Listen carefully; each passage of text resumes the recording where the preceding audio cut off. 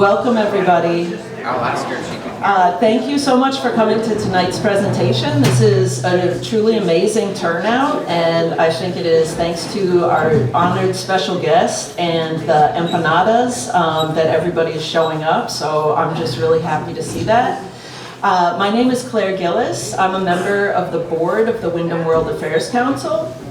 And before we introduce tonight's speaker, I'd like to remind you that the Windham World Affairs Council has been around for over 60 years as a forum for discussing world affairs. We're the smallest member, one of the more active members of the National World Affairs Councils of America, which is an independent, nonpartisan organization dedicated to engaging the public and leading global voices to better understand the world, America's international role, and the policy choices that impact our daily lives and our future. We're committed to keeping our events free and accessible to the public, and for this reason, we rely on the support of the public to do that. That support comes in the form of membership dues and donations that we receive at these events. Whether this is your first event or you've been attending many of them over time, we encourage you to join as a member to get to know this interesting and active group of international thinkers. Student memberships are free, individuals are $35 a year, family memberships are $50 a year, and lifetime memberships are $500. You can join online via our website, which is windhamworldaffairscouncil.org. Or you can come talk with a board member. There's several board members here tonight. Scott Cooper, right here. Susan Healy is our administrator. I'm not sure where exactly she is. She is administering something, Susan. And one perk of the membership is inclusion in our monthly Members and Friends Salon, where members can meet our board and each other right here. Your membership also supports our youth outreach and mentoring programs, particularly Peace Jam, which we launched at Brattleboro Union High School in September of 2022 with fellow board member Jody Williams, herself a Nobel Peace Laureate. Our next upcoming event is Sunday, April 28th. Dr. Alexander Moore of UMass Boston, who's an expert in climate change and environmental health, will speak on the deeply relevant topic of 10 things you think will save the planet that probably won't, and lest you despair, some things that will help save the planet. That will also take place here at 118 Elliot at 5 p.m. And that's a Sunday. And before I introduce Liv Barrelson, I'd like to say to all the people who are joining us via Zoom, if you have questions, just type them into the chat and Scott will get them out to our speaker. And now I would like to introduce Liv Barrelson, Executive Director of the Community Asylum Project, CASP, which is headquartered here in Brattleboro. And I understand she was actually a student of tonight's speaker, Dr. Sarah Osten, so that's really exciting, and we'll introduce her. Thank you very much.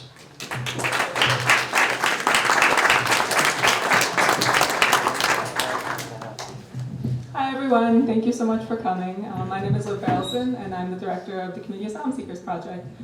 So Sarah is going to speak today about reasons of migration from the Northern Triangle region, which is Honduras, El Salvador, and Guatemala, and is also going to touch on Mexico a bit as well. So we have a couple of our clients here. We have Ember, who did our tech today. Greatly appreciate it. We would not have this going if Ember hadn't come and saved the day, so thank you. And then we have Diana and her kids in the back. They're selling empanadas. So thank you everyone for coming. She also has choco flan and zambos preparados, which are plantain chips with like various toppings. Those are all free. She's just, the empanadas are $5 each to raise money for her family.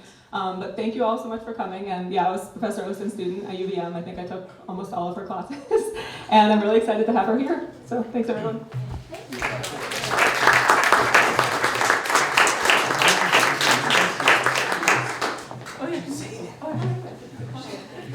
Hi, thank you all so much for coming. Something that Liv didn't mention is that for me, one of the coolest things that I'm working on right now is a new migration studies project at the University of Vermont. And I get to work with Liv on it And I really created it with students like Liv who were in my classes in mind, because there was so much demand when I started talking about these issues for a program like that. So it's really, really cool to get to work with Liv and with CASP on this new project that we're working on. So I'm here today to talk about this Central American migration to the US, which is an ongoing, I would describe, exodus from the region to the United States. There are lots of reasons for it. I'm really going to focus on a relatively narrow group of those. Climate migration is certainly also an incredibly important thing that we should all be thinking about and talking about. That's not really going to be part of my talk today. I am the only historian of Latin America at the University of Vermont. I mention this because my research is actually on politics of Mexico in the 20th century. I'm a historian of the left. And so I'm not a scholar of migration. And I want to introduce you to my talk today by giving you a sense of how this became something that is so important to me and such an important part of my work, and why I'm now founding a migration studies project. So in 2018, I had a really transformative experience of being invited by a friend of mine in Burlington, who is an attorney, to travel with her to this facility, which is the South Texas Family Residential Center in Dilley, Texas. This is in a really remote part of Texas, halfway between San Antonio and Laredo. And at the time, I don't know if this is still true, this was the largest family residential center for immigration and customs enforcement. This is a detention facility. And by family residential center, what that means is this is a facility that holds women and children. Men are held in different detention centers, often just prisons. And I didn't take this photograph. You're not allowed to photograph. You're not allowed to even have a phone with you, even in the parking lot. But that's what it looks like inside. This is a photo from ICE. So this is an ICE facility that's run by a private prison contractor called Core Civic. I think the capacity for the facility is about 2,400 people. And my friend and I went for week-long shifts working with detained asylum seekers, first in 2018 and then in 2019. So a lot of my talk today is focused on what I went into this experience thinking that I knew and understood really well about why people are leaving Central America, about what they're experiencing at the border, and then the really transformative and humbling experience that I had working with asylum seekers in this facility. I've since sort of transitioned my energies from doing translation work to doing expert witnessing for asylum cases, and that is because there's such high demand. A lot of people can translate, but you have to have a certain set of qualifications to be certified as an expert by an immigration judge. So that's the current work I'm doing. I want to leave lots of time in the Q&A because people typically have a lot of questions about what is it like inside an ICE detention facility, or what is it like working on an asylum case, and I'm happy to answer any questions you may have.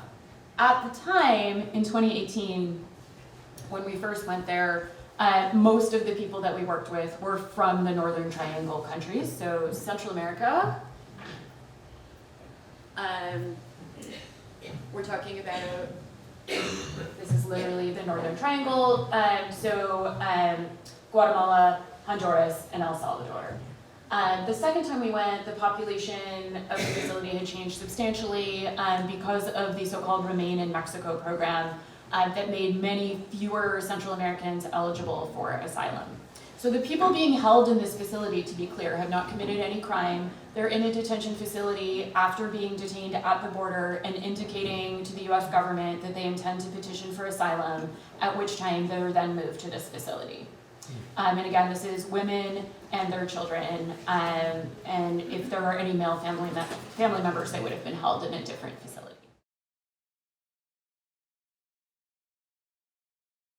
So I do this this work, again, I'm not an expert on migration, that's not what I study, but I do this work because for me, it is a concrete and useful way to apply my historical training to an urgent, pressing need in the present. And I should say, it doesn't make me special. Almost everyone I know in academia right now who's working in a related field is doing some sort of expert witnessing or expert work.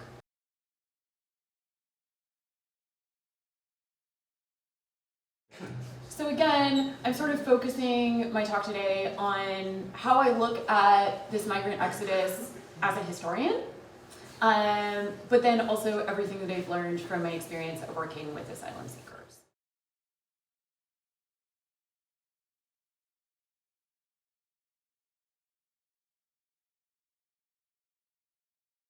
So the first thing, really the first thing that I learned on my first day, really the first client we worked with, so really from the beginning, one of the first things that I translated on my first day in the South Texas Family Residential Center was someone receiving a threat from a gang that if she didn't pay the gang a certain amount of money at certain intervals, she would receive her toddler's head in a box. And that was the nature of what most of the people we spoke to were facing. And as a historian, as someone very interested in the region, intellectually, personally, I knew that Central American gangs were bad.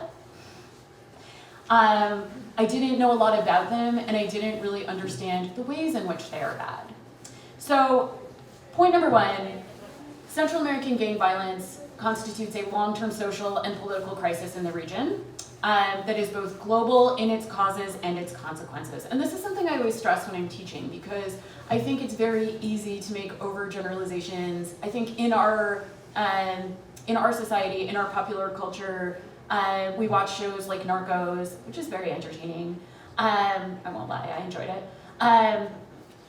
But it's very easy to make oversimplifications about Latin America, right? That it's violent, it's corrupt, it's unstable. This is the sort of overwhelming rhetoric that we get in the media and in popular culture about Latin America. But something I always stress to my students is that we have to understand things like gang violence, like drug trafficking, as global phenomena that are taking place in specific places at specific times for reasons that have long-term historical causes. So what do we know about the kind of violence? What is the nature of this crisis? Well, we can look at it by numbers. So this is data from 2020, and of course data from 2020 is a little wonky because of the pandemic. But you can see a real sort of variation in homicide rates across the region. I know this map is really small. So I've broken it out by country also.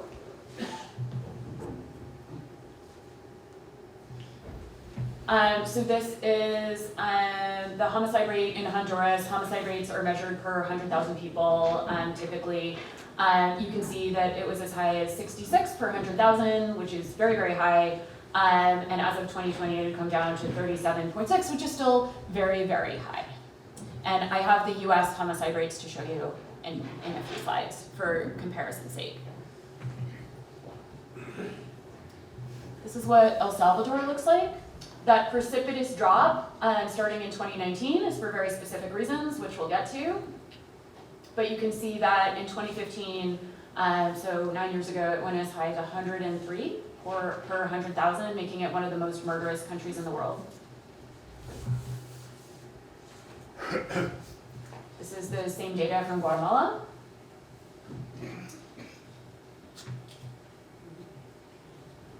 And then there's the data from the US. So you can see it's never gone above 10. And by the way, the US has a much higher murder rate than, say, Europe.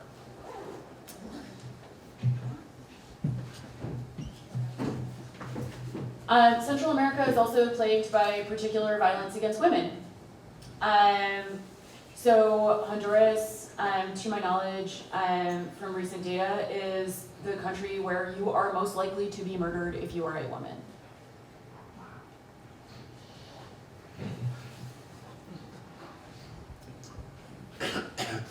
And I knew going into this experience that a lot of this violence was perpetrated by gangs, particularly and most notoriously Mara Salvatrucha, and then also Barrio 18, which are two of the best known, but certainly not the only gangs. I'm going to talk a little bit about the nature of street gangs because I think actually they're really misunderstood as well.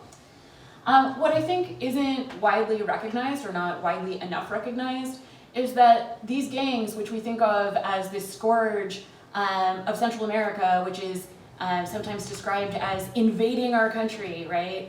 These violent, uncontrollable, monstrous people who are coming across our border. MS-13 was founded in Los Angeles.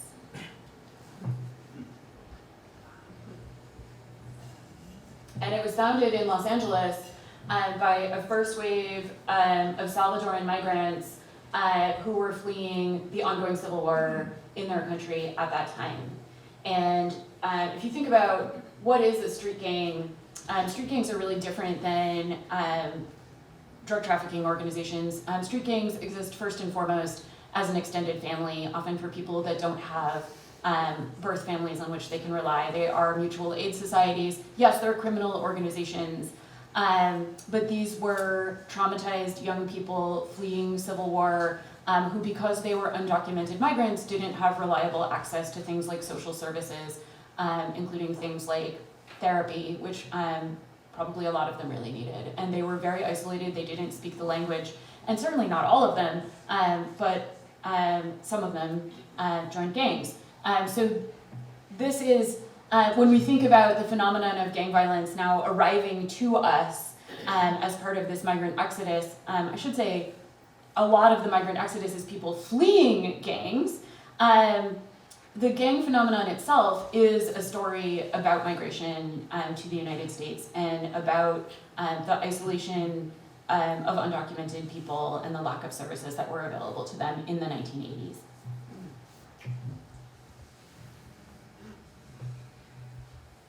So when I think about Central America as a historian, and I think about why is there crime in Central America, why is Central America violent, we can't look at Central America's present without thinking about this long period of civil war in the region, particularly El Salvador, Guatemala, and Nicaragua. These all had armed leftist movements that confronted US-supported military dictatorships. And between the 1960s and really up to 1990, you have a lengthy period of civil war that results in a mass exodus of migration to the United States. And by the numbers, we're talking about 2 million people. And not all of them go to the United States. A lot of them also went to Mexico.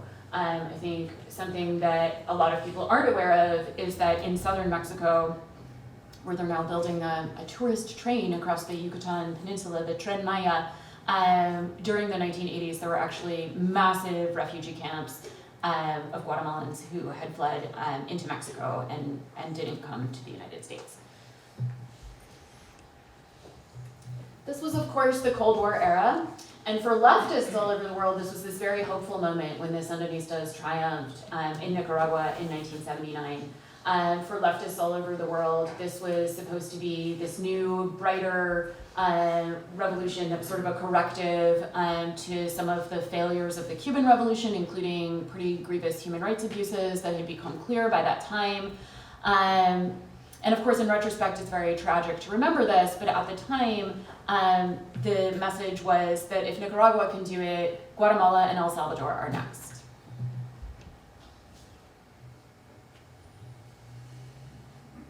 So this is graffiti from Guatemala in 1982.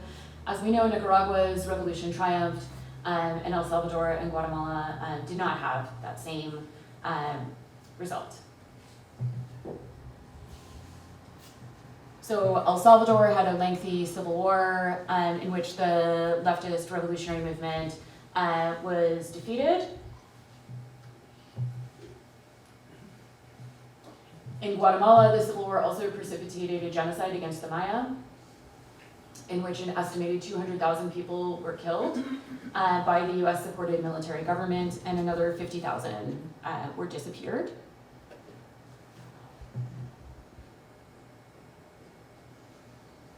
And of course, in the Cold War context, this was a US-supported regime in the name of combating communism. This was formally recognized as a genocide by the United Nations, I believe in 1999. And President Bill Clinton formally apologized for the US's role in supporting this genocidal state.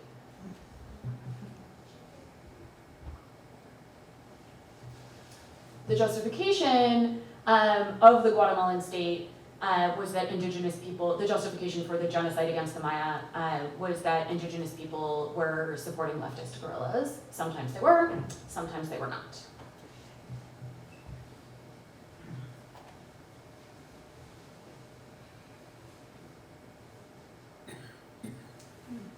Honduras didn't have the same kind of civil war, but it did have a brutal dictatorship in the same period. Again, allied with the United States, supported by the United States. Honduras was used as a base to launch the Contra War and as a training center for counter-revolutionary forces.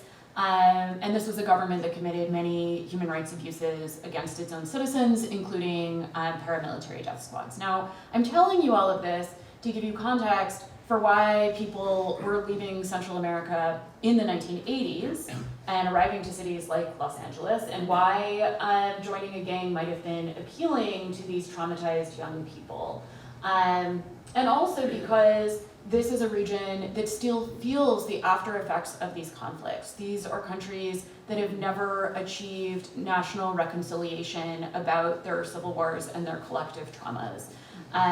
Argentina, which had a brutal military dictatorship that murdered tens of thousands of its own citizens, has had a really intensive and ongoing effort at national reconciliation at that collective trauma in a way that Central American countries have never had. So my understanding from colleagues who work in Guatemala is that in Guatemala, no one talks about the genocide. No one talks about the Civil War. There is a sense of a violent past, but not a reckoning.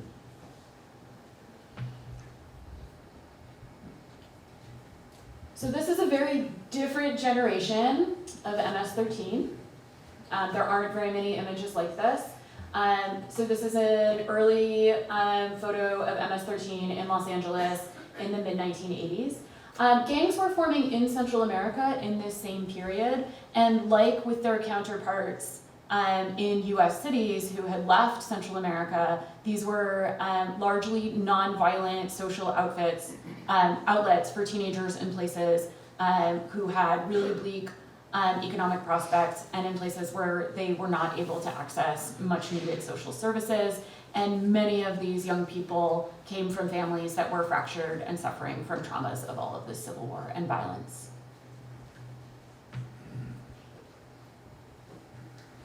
And that included the recruitment of child soldiers.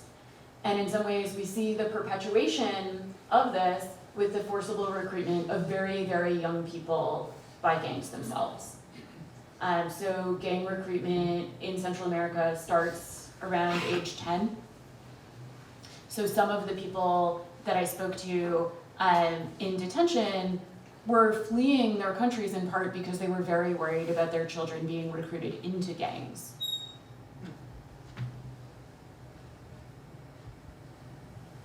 This is also a history about US immigration policy, which we can talk about as much as you want in the Q&A. But one of the things that happened under the Bill Clinton administration in the 1990s was that you had an immigration reform that included a rule change where basically anyone who had been convicted of a felony who was a non-citizen was eligible for deportation. And what this meant in practice was that in the mid-1990s, just as Central American countries were starting to democratize and put themselves back together after all of this trauma and fracture of these long civil wars that the United States government had helped to fund and support, you have the mass deportation of hundreds of thousands of convicted criminals, many of them gang members, back to their home countries.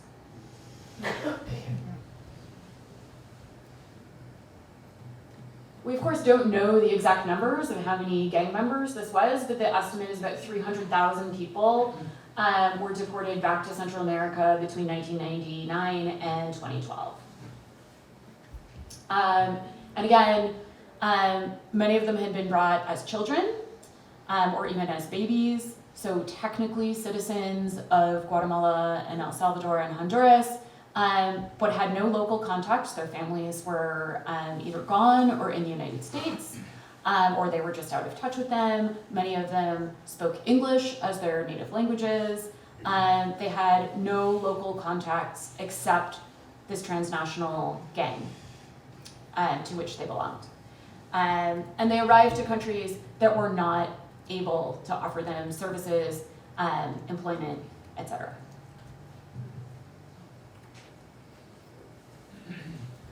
And again, this was happening in a post-Civil War context in which you have very poor countries just struggling to put their states back together under very, very difficult circumstances, and particularly unable to deal with an influx of gang members in places where legal and juridical institutions had not yet been fully reestablished.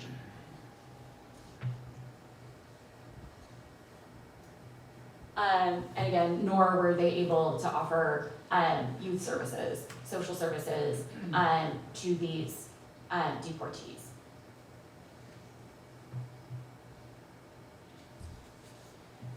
In a subsequent generation, so most gang members in Central America now were born there rather than being deportees. Because again, this was a generational thing that happened from the mid-1990s to about 2012.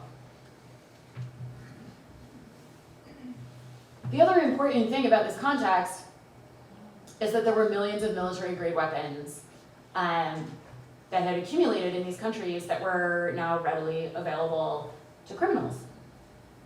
So I hope that it's clear why this was a particularly toxic cocktail of circumstances and that eventually led to what we would now describe as this crisis of gangs in Central America. Again, very much in multiple respects a product of US policy.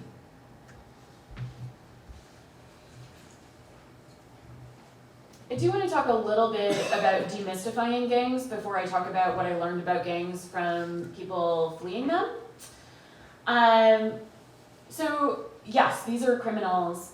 They're not, I think they tend to get conflated with narco-traffickers, and it's a really, really important distinction to make between them.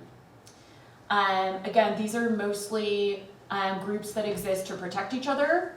It is an identity group, it is about status and community, and yes, criminality, absolutely. But these are not well-organized hierarchies the way other organized crime is. So most of the work I do now as an expert witness is on Mexican narco-trafficking cases. I'm happy to answer questions about that. Gangs do deal in drugs, but they do the low-level work. They do retail operations. They do exactly what you would expect a subcontractor to do in what is literally a land bridge between the cocaine-producing region of South America, primarily Colombia, and the main drug market in the United States. By some estimates, the United States consumes 50% of the world's drug supply. So we are the market. So far, no one has found an amount of cocaine that this country won't consume, or methamphetamine, or fentanyl.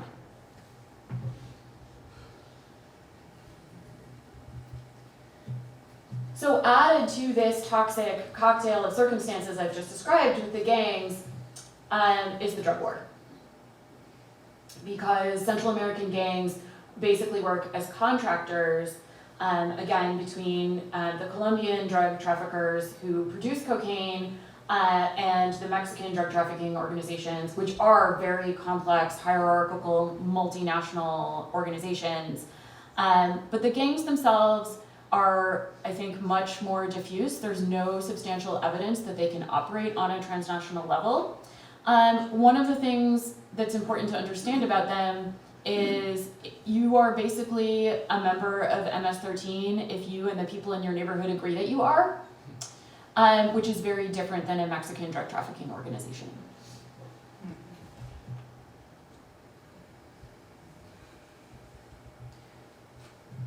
Okay, so things that I learned from people fleeing these gangs.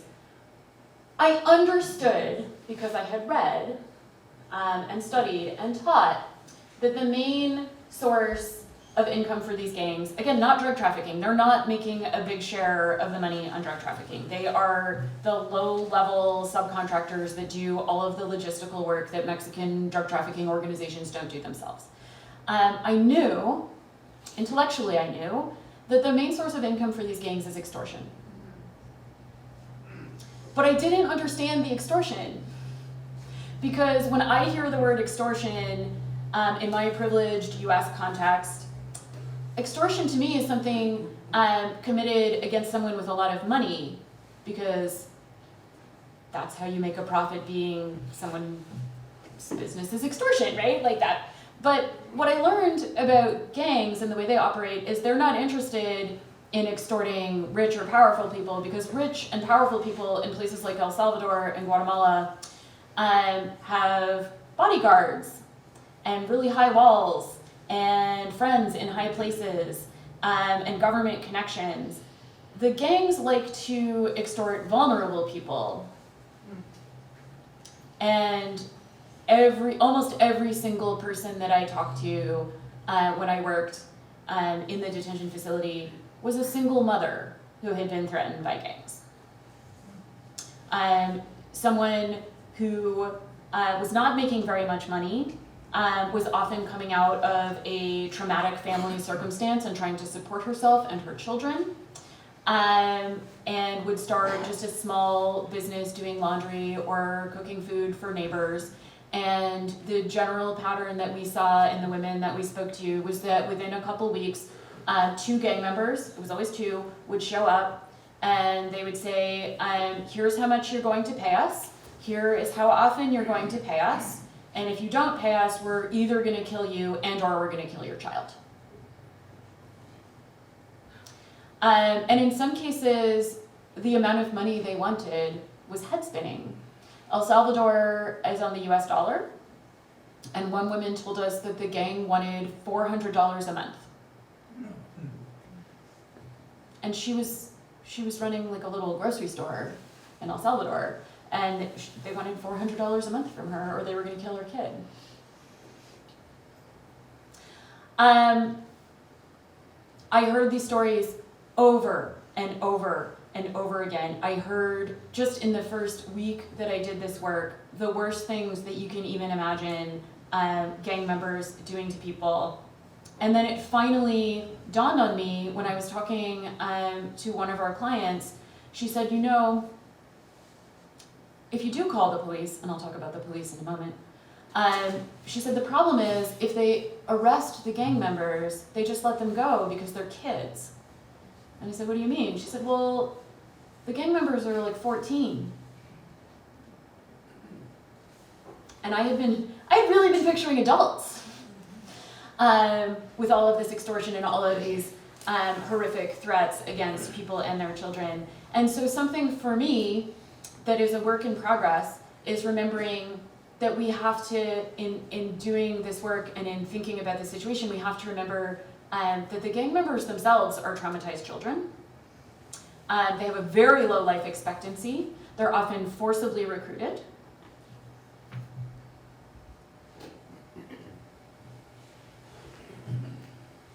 Again, these life expectancy numbers are just estimates. We don't have hard data on this, but this is data I've collected from different sources. These are people who have no expectation of living adult lives. They expect that they are going to die young, and that is part of their identity. And this is tied in very powerful ways. If we think about the disrespect for human life that it takes to threaten to behead a toddler. We have to understand that these are people who have no expectation of living very long themselves. And there's a very powerful book. I'm a historian of Latin America, so you need to take this seriously. This is the saddest book I've ever read. It's called Adios Niño. It's a study of gangs in Guatemala City. And this historian, Deborah Levinson, argues that we really can't understand the gang phenomenon in Guatemala without understanding what she describes as the culture of death in that place, related to this lack of any sort of national reconciliation for the collective trauma of the Civil War and the genocide, in which young people who've never really learned that history, because of the collective traumas in their families and in the places in which they have grown up, have come to see violent death, including their own, as an inevitability. Another thing that I think is really important when we're remembering, or in my case, frequently reminding myself that we need to humanize gang members, is what's happening in El Salvador right now with the mass incarceration of gang members, which, if we're talking about gang members threatening single mothers and threatening children, should these people be in prison? Possibly, right? Yes. But the human rights of gang members are being grievously abused in El Salvador. And I apologize, these are upsetting images. I should have given a content warning. So Nayib Bukele became president of El Salvador in 2019. He was recently re-elected just a couple weeks ago. He's very, very popular, including because of the mass incarceration of gang members. 90%. I don't remember the percentage of people in El Salvador that are currently in prison, but it's very high. And there are startling interviews. The slide says this is generally popular in El Salvador. It's extremely popular in El Salvador because people feel like they can safely exist in their neighborhoods without being shaken down by gangs, without being threatened by gangs, without having to flee the country. And there are just stunning, upsetting, and fascinating interviews where people say, oh, you know, my child is in one of these prisons. He wasn't actually a gang member. He just sort of was in the wrong place at the wrong time and he was arrested and now he's in prison and that's awful and it's traumatic for our family, but I support Bukele. So he's now allowing gang members as young as 12 to be tried as adults. If the gangs get out of line, he will deny food to all of their members in prison. He's on Twitter, X. And he brags about these things on social media. So this is from March of 2022, where he's ordering a prison lockdown, where basically he's denying light to prisoners. So again, coming from this profound experience of talking to these women who were willing to risk everything and travel with their young children and talk to us about some of the worst things that ever happened to them, almost all of them fleeing gangs. Again, I have to remind myself and I have to remind my students that we need to also, if we believe in human rights, we have to believe in human rights for everyone. And we need to be troubled by this as well.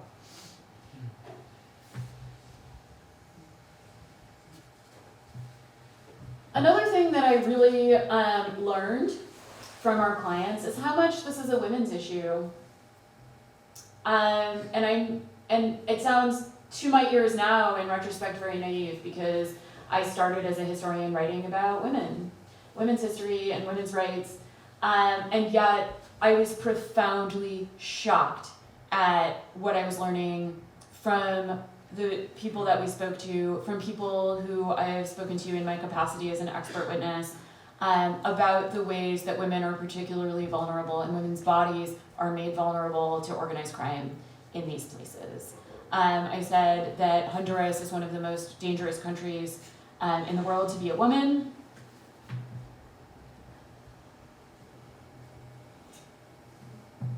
And again, most of this is committed by gangs. I did not expect that almost every woman I spoke to in the detention facility in Texas would tell me about an experience with rape and or sexual assault. I just didn't go into that experience expecting that. And again, we have to think about some of this in historical context because so many of these women came from families traumatized by the political context, by the Civil War context that I've described, came from very fractured families. Some described abuse within their families, but so many of them described fleeing troubled family homes and ending up with much older men who were sometimes involved in organized crime and being, in some cases, literally imprisoned.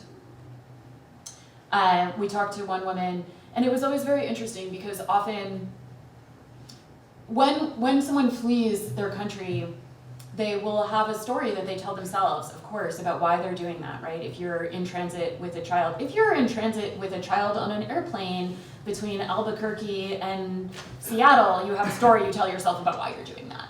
I have an 8-year-old.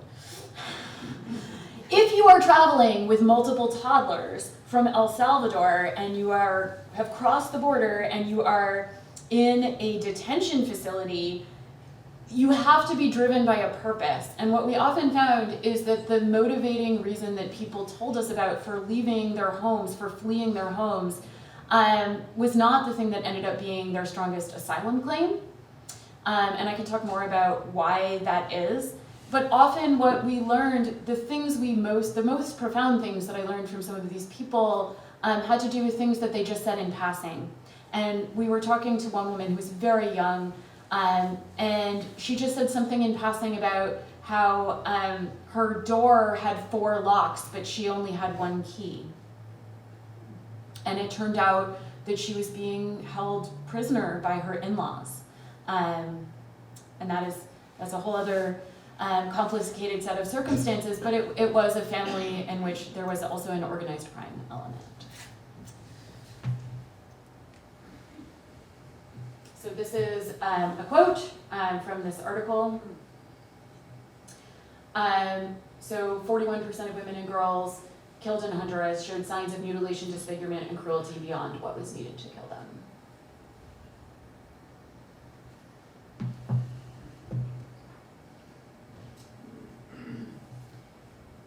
Another thing that I intellectually understood, but didn't understand in practice, is that this is a place where these are places, and this is true for Mexico as well. And if you have questions about Mexico, I haven't been talking so much about that, but I'm happy to answer questions about organized crime and policing and criminal impunity in Mexico as well, because I actually know a lot more about that, both from my own research and then from expert witnessing I've been doing over the past 4 years. These are places where you cannot call the police and you should not call the police. And one of the elements of an asylum claim is, can your own government protect you from the persecution that you are seeking protection from? And part of that claim is you have to prove that you tried to get protection from your government. And so when people were describing receiving extortion threats or having their children threatened, as a translator, my job was to look someone in the eye and say, well, did you call the police? And these are very sort of dark, dire, serious circumstances, and people did laugh. Because that is a stupid question. It's a stupid question because the police are extremely corrupt, and everyone living in these places knows that calling the police puts you in much greater danger than you are already in, because the police are working with the criminals that you are being threatened by. And if you complain, they will tell the criminals. And And some of this has to do with everything I've described, right? These were countries that never really have had an opportunity to put themselves back together, including juridical and policing institutions. This is also about poverty of states.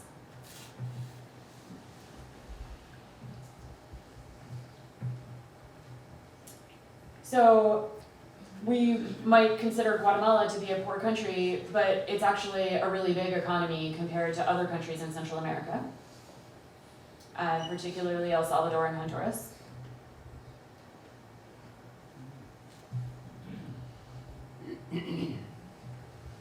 One of the things that really struck me when we were working with people from Central America is that we were supposed to ask, because everyone said, well, of course I didn't call the police. Everyone knows you can't call the police. That would be an incredibly stupid thing to do. Our follow-up question that we were instructed to ask was, well, do you know anyone who had something similar happen to them, and did they call the police? And then what happened? And even under these circumstances where people were describing to us how dangerous it is to call the police, almost everyone had an example of someone who had tried anyway, which I hope gives you a sense of the desperation that people face in some of these places.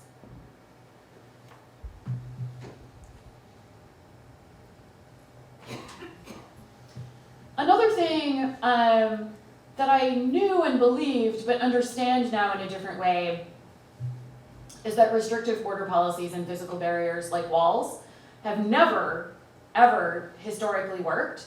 They are not currently successful deterrents to migrants fleeing borders and death threats, but they do mean huge profits for human smugglers and immense costs and debts for migrant families. And for a lot of these people, this also complicated their asylum cases, because a lot of people described to us having to go into hiding after receiving a threat while they put together the money that they needed to pay a human smuggler to get them out of their country. And estimates that I have heard for what it costs to pay a human smuggler to get you out of Central America are between $10,000 and $15,000. And by the way, the human smugglers are working for the drug trafficking organizations. So you're basically paying criminal organizations to protect you from subsidiaries of those same criminal organizations. So when we are putting up walls and razor wire on the US border, the only thing we're accomplishing is making criminals wealthier. And it affects asylum cases because people had to put that money together. They had to get someone at home to mortgage a property, or they had to call a relative in the United States to try to put the money together. I know that in my personal situation, I live a very comfortable life. I'm a tenured professor at the University of Vermont, but if a family member called me and said, I need you to send me $15,000 tomorrow, I probably couldn't do that. And the reason this complicates asylum cases is not just for the individual and the impact on families, is because an asylum officer will say, well, you just described this incredibly dangerous threat that you experienced, but you didn't leave your country for 3 months, so maybe it wasn't so bad. So the waiting period that's imposed just by the cost can actually undercut someone's asylum claim. And the other thing is that if someone is deported, they still owe that money. And they owe it at really high interest rates. And now their family doesn't have that property anymore as collateral.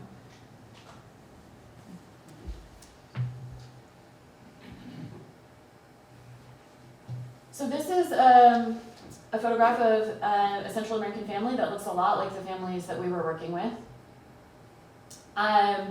This is my last slide.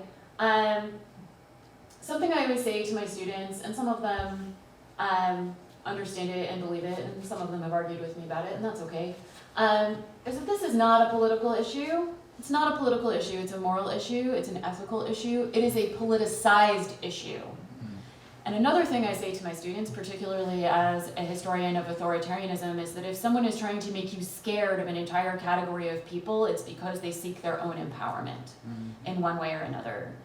And the people that I met were overwhelmingly very religious people. They were very hardworking people. They just wanted to give their kids a chance at a good and safe life and not have to worry about their kids being recruited into gangs or threatened by gangs. All they want to do is come to the United States and work like 60 to 70 hours a week and know that their kids aren't in danger. And to me, that has nothing to do with politics. So I guess I'll leave it at that. If you have any questions about any of these things, I'm happy to answer them all.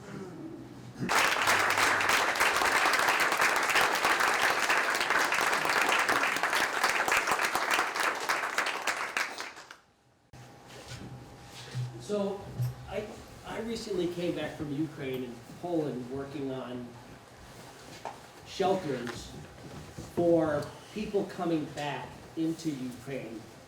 And we worked with the UN, and it is really sophisticated.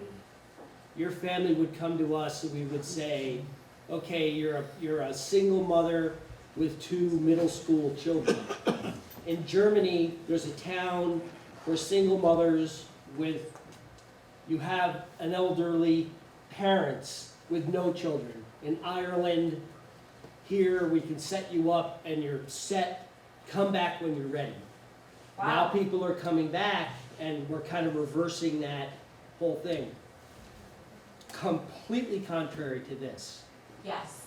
The UN is active, really high-end, very well communicated, very well funded.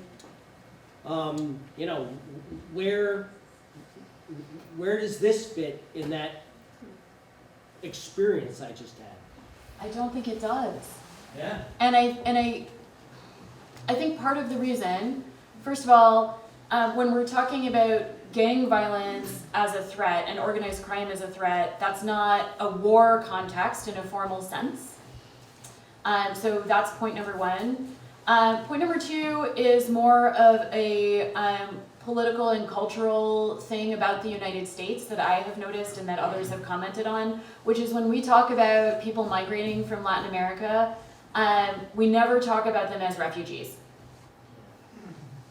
Right? We don't talk about Mexican refugees. We don't talk about Salvadoran refugees. Our mindset in the way we conceive of Latin American migration to the US is very much one of economic need and then economic drain on the United States, rather than a humanitarian cause.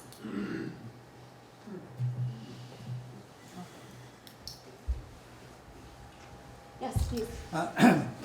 Yes, thank you. My name's Dean Sievert, and I've always been connected with Geisel Medical School.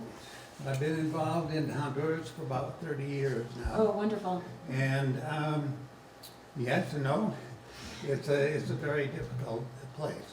I think it's important to emphasize that a lot of the crime, perhaps most of it, is related to poverty. Yes. As one of your slides pointed out, Honduras is the second poorest country in the Western Hemisphere, Haiti being number one. Yeah. And their problems are exacerbated by, first of all, climate change. Honduras is one of 3 countries that's in what is known as the dry sector. So a little bit of climate change here is magnified tenfold there, and crop failures have become the norm. The other thing that I think has been so damaging is U.S. policy, and particularly CAFTA. That's the Central American Free Trade Agreement, which permits corporate farms in the U.S. To import tax-free their surplus products into countries like Honduras, and it totally subverts the local economy and is responsible certainly for many farmers determining they and their families can no longer make it and have to migrate somewhere, and probably to the U.S. So I think it's important to keep that in mind. Our policies are so damaging, their countries are so poor, and about 3 years ago, we established a program in Honduras for the Talipán people. These are one of 8 indigenous groups, and a high percentage of them can neither read nor write. There's no way that if you can't read or write, you can protect the little that you have. And so this, I think, is an important initiative. I just want people to be aware of that. Thank you very much. Thank you. I totally agree with everything that you said. And I should say, I said at the beginning that my focus is a bit narrow. It's a bit narrow in that I've principally worked with asylum seekers, and climate migration and migration for economic reasons is not an asylum claim. So my focus has really been about thinking, again, about the specific circumstances of asylum, which are incredibly narrow and a uniquely poor fit for persecution by organized crime groups, and I'm happy to elaborate on that more if anyone's interested. So yeah, I focus my comments on that, but I think climate migration is a story that is grossly neglected in the way we're thinking about migration to the United States. Guatemala is also in, I think, 3rd or 4th year of a really significant drought, experiencing crop failure like you were describing in Honduras. I was just in Mexico last week. I've never seen Mexico so dry. People are saying that Mexico City is going, a city of 20 million people is going to run out of water within the next month and a half. I flew over it. I've been traveling there for 25 years. It looked like the Sahara. I've never seen anything like it. And so climate migration is a whole other category that I think we are really insufficiently reckoning with, particularly when we're talking about migration from Central America and Mexico. I have a question online from Gail Haynes. Gail says, my understanding has been that the United States was part of setting up the drug trade from Latin America to try and undermine groups in the United States. Could you speak to that? Wow. Okay. The United States, I would say, is most responsible for setting up the drug trade in Latin America as the main consumer of drugs. And with policy that is always focused on supply rather than demand, and not treating drugs as a healthcare matter, but rather as a criminal one. That is a long and complicated history. But certainly the US has also had a role. We know that the CIA was working with drug traffickers in Central America in the 1980s. How much they admit direct involvement with drug traffickers, gray area.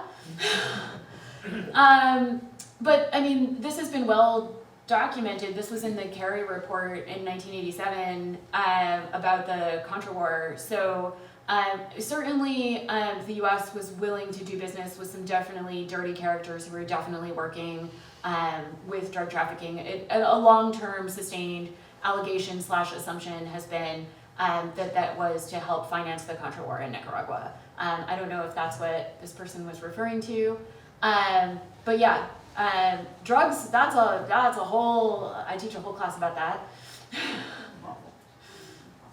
Thank you for this very interesting talk. I learned a lot about the gangs in a few minutes.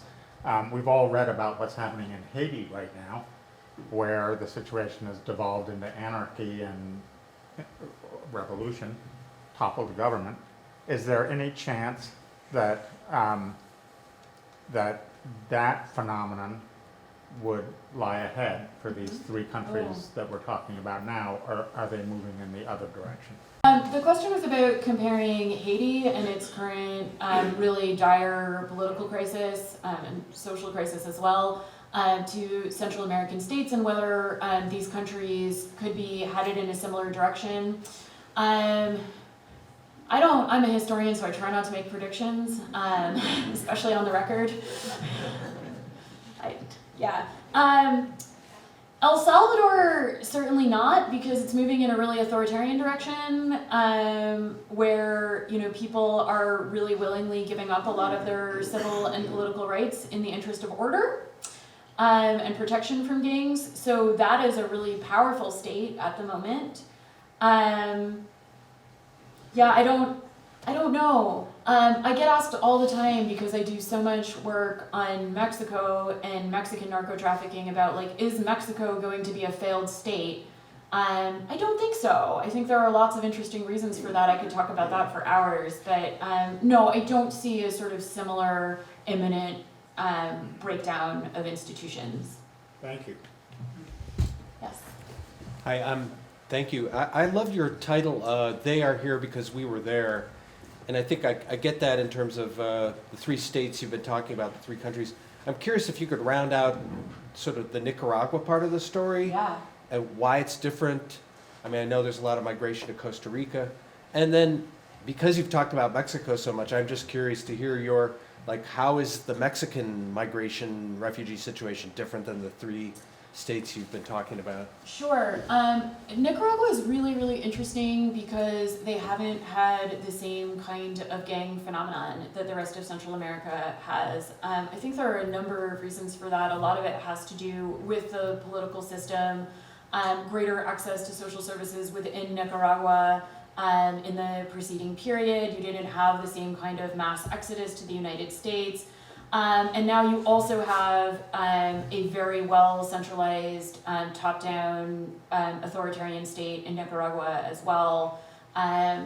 So yeah, Nicaragua just looks really different. When we're looking at asylum seekers from Nicaragua, in their vast majority, they're facing political persecution by the state. Of course, ironically, by a state led by Daniel Ortega, who was leader of the Sandinista revolution and toppled a dictatorship in Nicaragua. It's also worth mentioning that Nicaraguans get parole, so they're in a different migratory situation. Nicaraguans, Asians, Venezuelans, and Cubans. Am I correct on that? Oh, I didn't know Nicaraguans were in that category. Yeah. Yes. Oh, I was going to answer your question about Mexico. So again, my work on migration is pretty narrowly focused on asylum. There are so many reasons that people are leaving Mexico, but so much of it has to do with the destabilization of drug violence. And Mexico is really different from Central American countries for a number of reasons. It's the second biggest economy in Latin America. It's a petro state, right? It has a lot more money and a lot more resources. It's dealing with a very different kind of organized crime threat, which is these very sophisticated global organizations that are drug trafficking, that have basically limitless funds at their fingertips. And certainly, to answer this question about state collapse, there are certainly places within Mexico, but again, because it's so big, it's very regionalized and very uneven, there are certainly places within Mexico where the state is basically no longer in power. Because the drug traffickers are so powerful. So that is a very related, but a different set of organized crime challenges than we see in Central America. Yes? Speaking to what this fellow had to say about Haiti, comparing it to... Yeah, we can't hear. Comparing Haiti to the other countries that are, which direction they're going, I couldn't say the different directions, but the causes. Haiti was destabilized by a coup from when Aristide was thrown out by the United States. Guatemala was destabilized by a coup from the United States. El Salvador has had interference. So maybe they're going in different directions, but the root cause is very similar. Yeah, that's absolutely true. I don't know, was everyone able to hear that? The thing that Haiti has in common with a lot of the other countries we've been talking about, Mexico being an exception, is a history of U.S. interventionism and military coups supported by the United States. Guatemala had actually the first active intervention of the United States in the Cold War era in 1954, when our government supported the overthrow of a democratically elected government. Yeah. Could you just update us on what the state of asylum seekers' successes in getting granted asylum? You know, has that system completely broken down? What percentages? I've heard in the past that if you go in front of an immigration judge in Boston, it's very different than if you go in front of an immigration judge in Atlanta. Yes. If you just give us the picture of what's happening. Sure. So I don't know the numbers right at the moment. One of the things that's been very upsetting to me about the negotiations over like the new border policy is that one of the concessions that the Biden administration is considering is making it more difficult to get asylum. And I want to emphasize that it's basically effectively impossible to get asylum, even today. So the people that we were talking to in Texas in 2018 and 2019 were going through what is known as the credible fear screening. And the credible fear screening is when the US government determines whether or not you can even open an asylum case, whether you have a credible fear of persecution that your government can't or won't protect you from, that is specific to you for reasons that you cannot change. Religion, race, nationality, political opinion, and belonging to a particular social group are the 5. That's it. You have to prove that it is something inherent to your person that you cannot change, for which you are being persecuted by a force that your government can't or won't control. And about 10% of people pass the credible fear screening. So already when we're talking about asylum seekers, probably now fewer than 10% are even able to open an asylum case and eventually have their claim heard by a judge. And I think national average, last I heard, and Liv might know better, that about 10% of asylum cases succeed. And you're absolutely right that it varies by the jurisdiction and just sort of the luck of the draw and which court you end up in and what mood that judge wakes up in the morning. Because the standard for how asylum is determined, as well as how other protection claims are determined, such as the Convention Against Torture. If you want to be protected under asylum law, the number in the judge's mind has to be greater than 10% chance that you will face grievous harm or death if you're deported. To prove a Convention Against Torture claim, that's often used by people who are ineligible for asylum. That is greater than 50%. So these are very difficult legal hurdles. It's a difficult claim to make in the first place, and then it's very difficult to substantiate on top of that. One of the things I alluded to was why organized crime threats are a uniquely poor fit for asylum law, and one of the reasons is that asylum law covers persecution, right? And again, persecution has to be something that is specific to you that you cannot change. And the people fleeing gangs in Central America are not being targeted because of who they are, but because of where they live. And that is not an asylum claim. And so I have heard immigration officials say, this is a credible case. We believe that this happened to you, but it is not an asylum claim. Because that happens to everyone where you live. An asylum claim being an individual based on their position as an individual in their society. Yeah. So when you come down to the judge and you have a 10% that you're going to be tortured or 50% that you're going to be tortured, does that then become a subjective ruling? Yeah, I mean the number is It's in the judge's head. Can we hear that question? Oh, the question is it a subjective ruling for whether you meet the 10% threshold of likely harm or the 50% threshold? And yes, it's the judge's discretion. It's a thumbs up. Yes. We actually have time for about one more question. Oh, okay.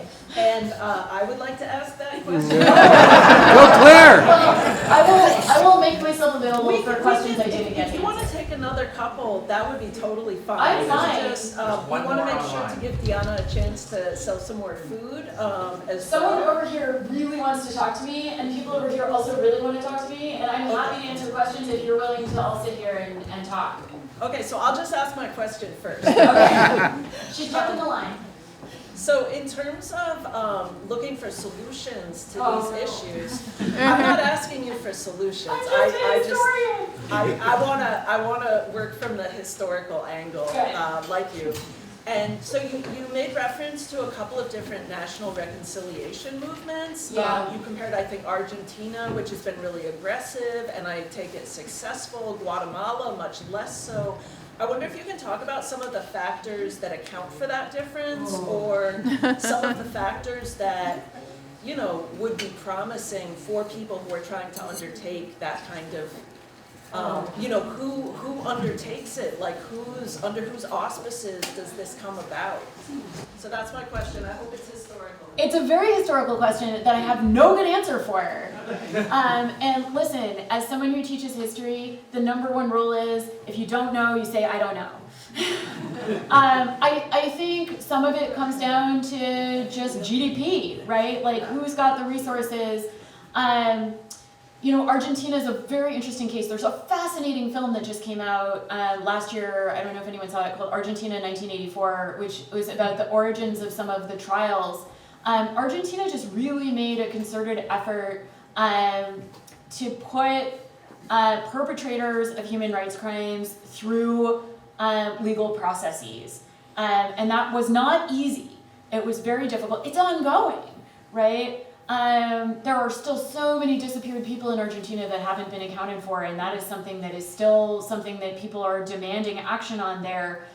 You just have a very different context in a much poorer country that had decades and decades of dictatorship, and then faces all of these other multiple crises simultaneously. That's just a really different context of institutions and institutional accountability that I think makes the kind of reconciliation that Argentina and Chile were able to do just very different. Yes? Thank you very much. My name is Tristan Johnson. I've got over 25 years of experience in multiple countries of Latin America. And I first want to touch on Haiti. I'm in touch with people in Haiti 3 or 4 times a week, have been for the last 3 years. And the point there is that the government failed. Port-au-Prince is the problem. The rest of the country functions as long as they've got gas.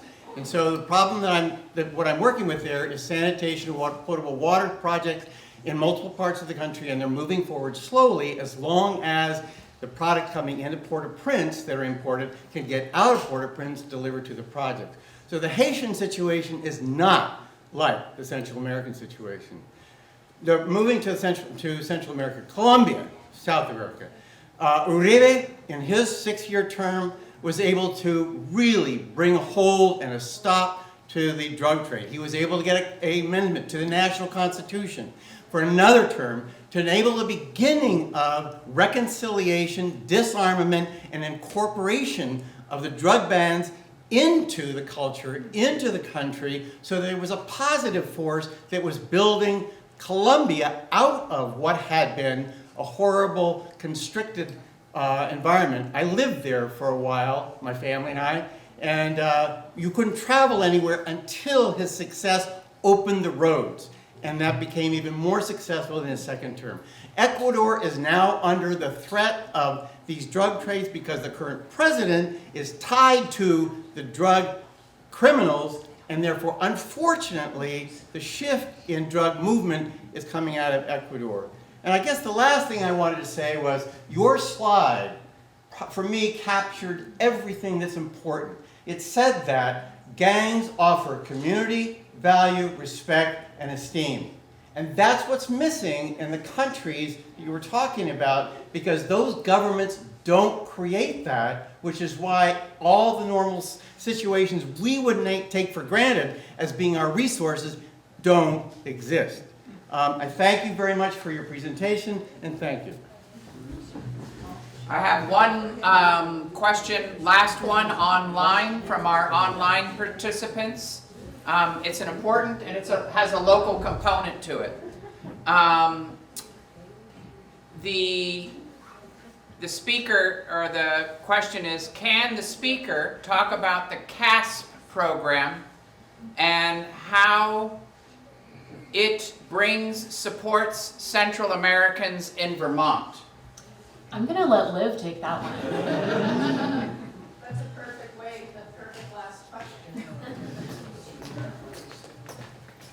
Thank you. I actually wanted to talk about that, so that's great. Yeah, so CASP was founded in 2016. The founder is actually right here, Steve Crofter.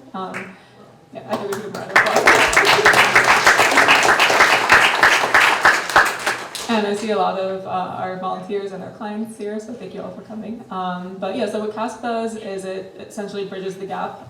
So when asylum seekers enter, they have to file their I-589, which is the asylum application, and they cannot file for a work permit until 150 days have passed, and USCIS cannot grant that work permit until 180 days have passed. So there's a 6-month period where they can't work and they're just sort of left to their own devices. They don't get any federal support. Refugees get social services and they come in, they get resettled. Asylum seekers get nothing. So what CASP does is it provides them with food, housing, social services support, employment, etc. until they get their work permit. We place them with employment and then sort of continue with support after they've been employed, living on their own, and also get them legal assistance. So this topic, which Sarah and I sort of planned together, is really important to CASP because more than half of our clients come from this region. Actually, most of them are Honduran women.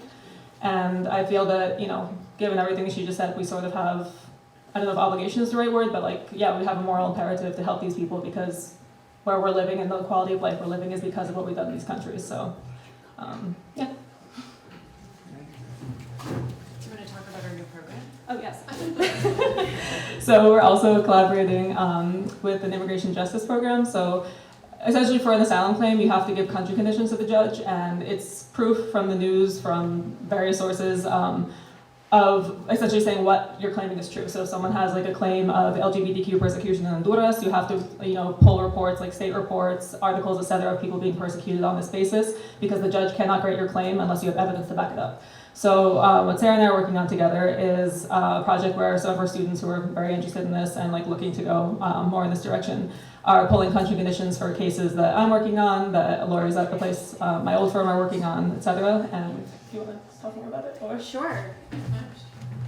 So this project, which I'm co-founding at the University of Vermont, was really designed because I came back from this experience in Texas and couldn't stop talking about it to my students, as Liv can attest to, because she was one of my students at the time. And I got bombarded with student requests, people literally banging on my door, Liv being one of them, saying, "You've made me so mad, now give me something to do." And I didn't have anything for them to do. And so we're creating a program with CASP, potentially also other community partners, depending on our capacity moving forward, where we have undergrads who are highly trained, who speak Spanish, who have research skills, doing customized research support for active asylum cases. Really exciting, and it's so gratifying to be able to do it with one of my former students who inspired the whole project. So, oh, that's very touching. thank you.